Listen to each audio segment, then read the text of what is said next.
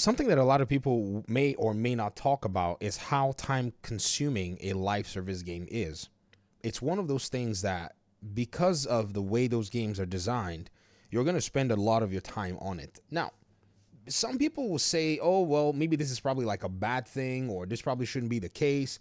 Games shouldn't do this or do that. But the thing is, these games are designed with difficulty levels and difficulty challenges and such for gamers who are interested. And then there are also some underhanded tactics by developers to keep people playing, because they want you there so that you can eventually start building not just an ecosystem, but a character, or an achievement list, or trophies, or whatever it is, or accomplishments, digital fake accomplishments, dopamine hits, basically. And when you're basically invested all this time in them, they already pretty much have you, and so now they can upsell you and so on and so forth.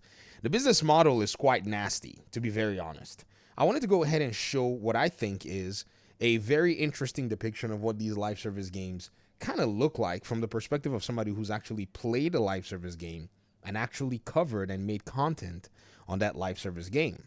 I'll go ahead and kick off with Tom Clancy's The Division 2 specifically. I could do The Division 1 if you guys want, but it won't really matter.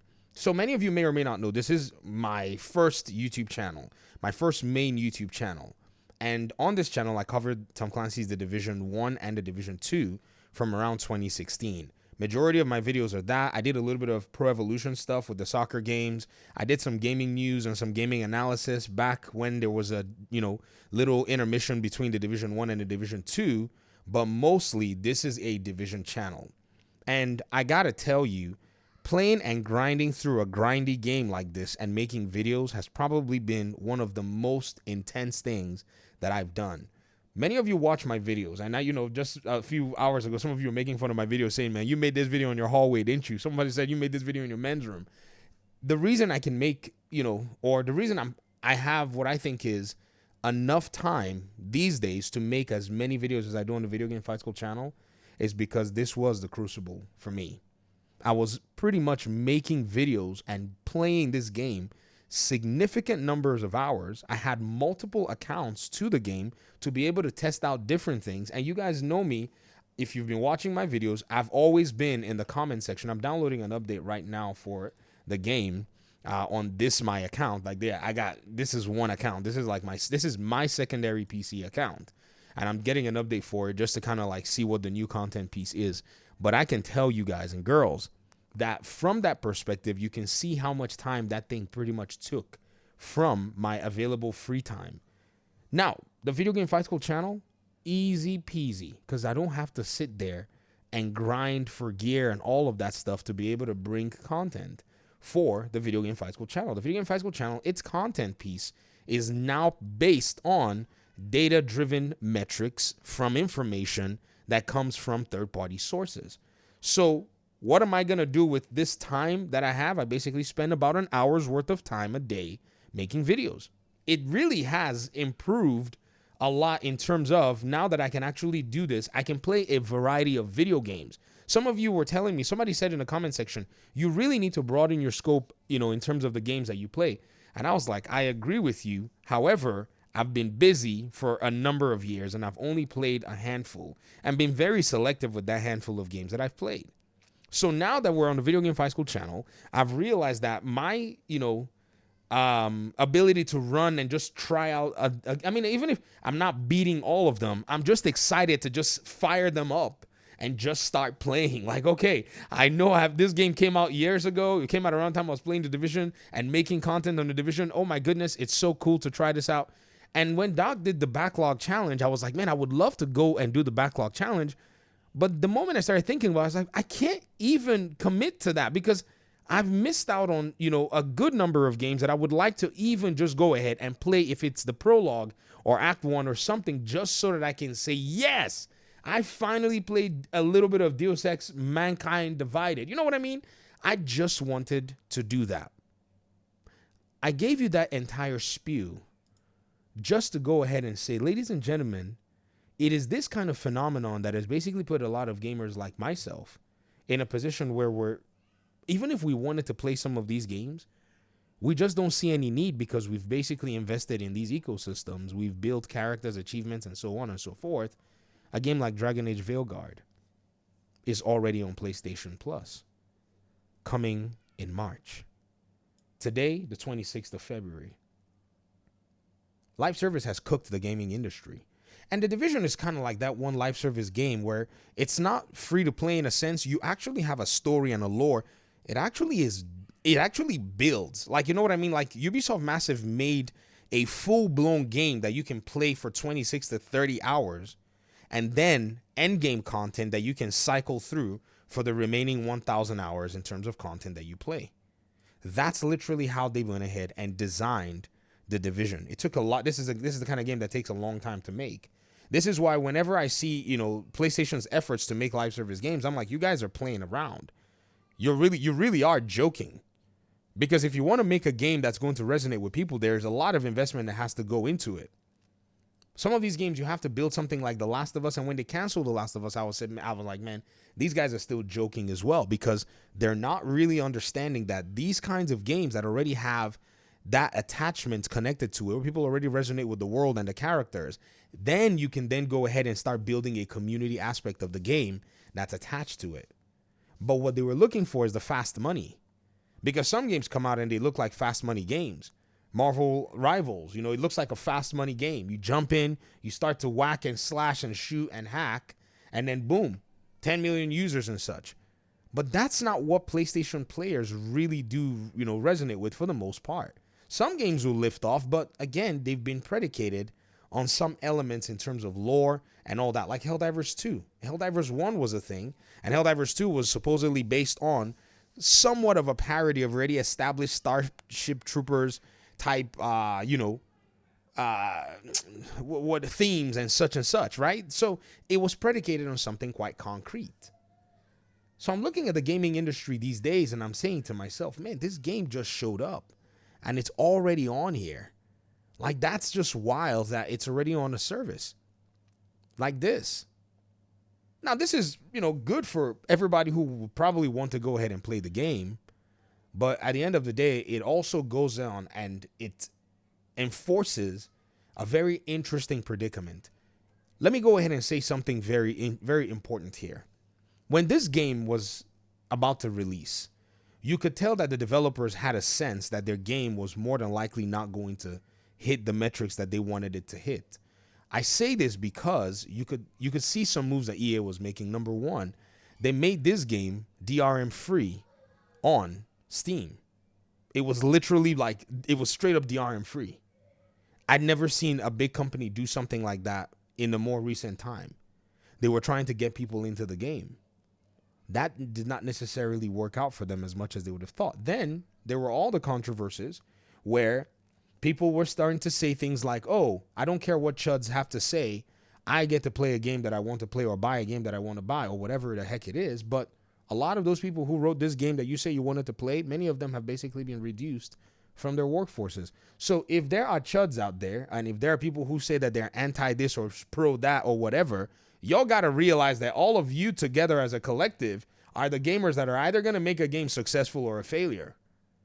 You may disagree on social issues or whatnot, but just be aware, though, that your dollars have no ounce of political leanings or sociological leanings behind it other than the economic reality.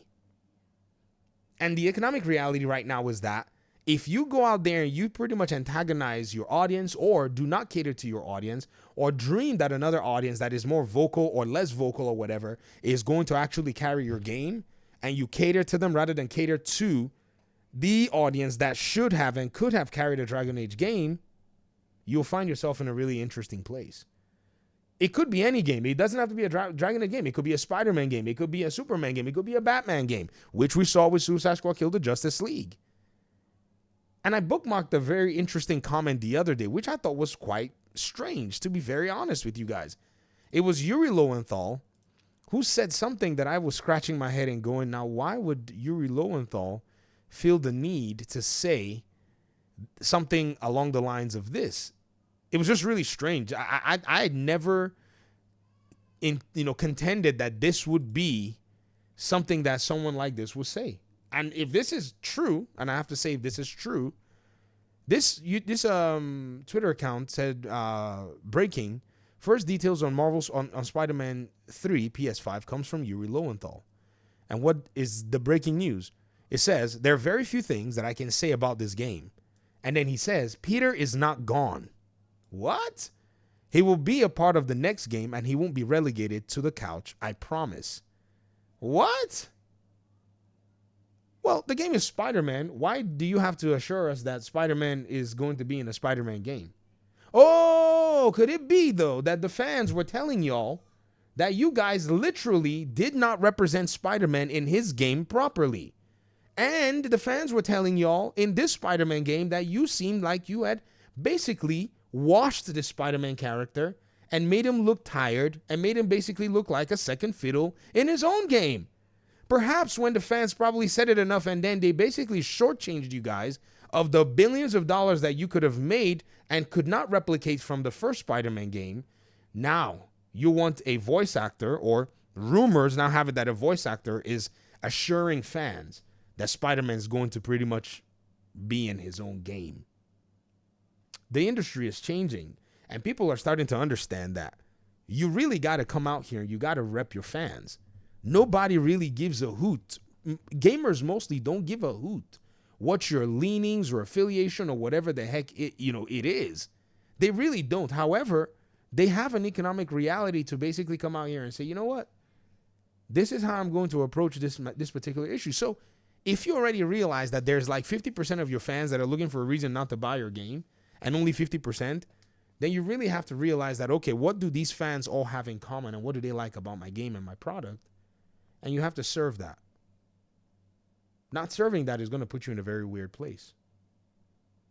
These are some of the things that I've been seeing lately with this particular gaming industry and a lot of these games that have come out with very, very bold stances in terms of different issues and such. And I wonder and say, are these developers interested in even making money? And I always go back and cite Michael Jordan.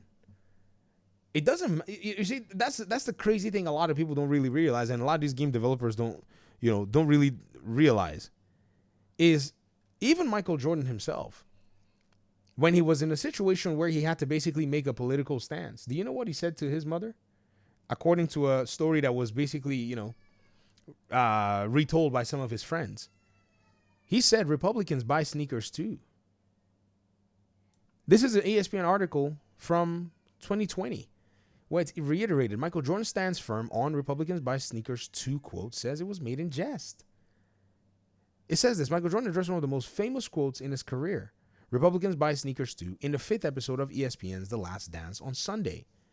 Jordan, who has largely stayed away from political commentary throughout his public life, didn't back away from the statement, which came during the 1990 U.S. Senate race in North Carolina between incumbent Republican Jesse Helms and Democrat challenger Harvey Gantt.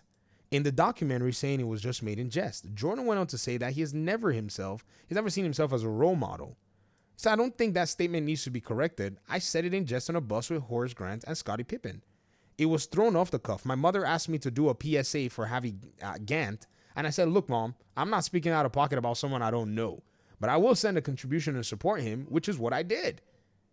And then he said, I do commend Muhammad Ali for standing up for what he believed in, but I never thought of myself as an activist. I thought of myself as a basketball player.